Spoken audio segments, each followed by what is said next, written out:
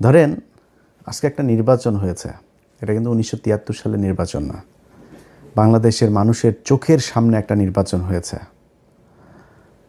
আপনারে মনে করার কোনো কারণ নাই যে আমরা এই দেশে ভেসে এসেছি, আমাদেরকে এই দেশের মানুষ চিনে না, আমরা এই দেশের মানুষ, আমরা কি বলতে চাই, কি বলেছে, কি বুঝাইতে চেয়েছে সেটা মানুষ বুঝে না, এটা মনে করার কোনো কারণ নেই।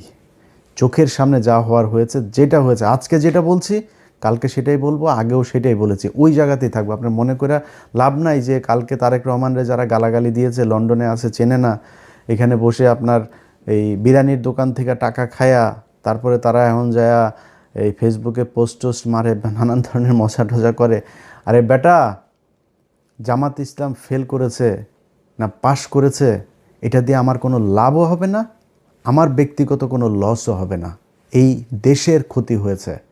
চোর, বাটপার, দুর্নীতিবাজ এরা যদি দেশ চালায়, সেই দেশ কোনো দিন ভালো চলবে না। অনেক মানুষই, অনেকেই বলেন যে ভাই আপনি সরাসরি কেন বিএনপির বিরুদ্ধে হঠাৎ করে গেলেন, আপনি তো বিএনপির লোকই ছিলেন। ভাই আমি আওয়ামী লীগের সময় আপনাদেরকে একটা জিনিস বলেছে, আমার কিন্তু ভাই দুর্নীতি নিয়ে কোনো সমস্যা না।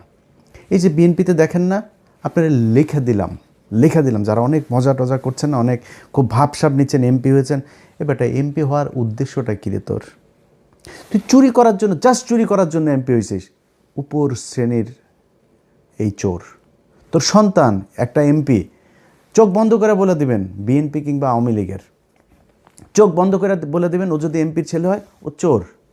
ওর পেটের মধ্যে পাড়া মারলে চুরির টাকা বের হবে, চুরির ভাত বের হবে, খাবার বের হবে, ও যে গাড়ি চড়ে সেটা চুরির টাকার, এই বাংলাদেশের জনগণের চুরির টাকার ইয়ে। ওর বাপ এত টাকা বেতন পায় না যে ছেলেরে অস্ট্রেলিয়া, ইউকে, ইউএসএ সেখানে নিয়ে পড়াশোনা করায়। সব এমপিদের ছেলেমেয়েরা বিদেশে পড়াশোনা করে, সবার, একজনও বাদ নাই।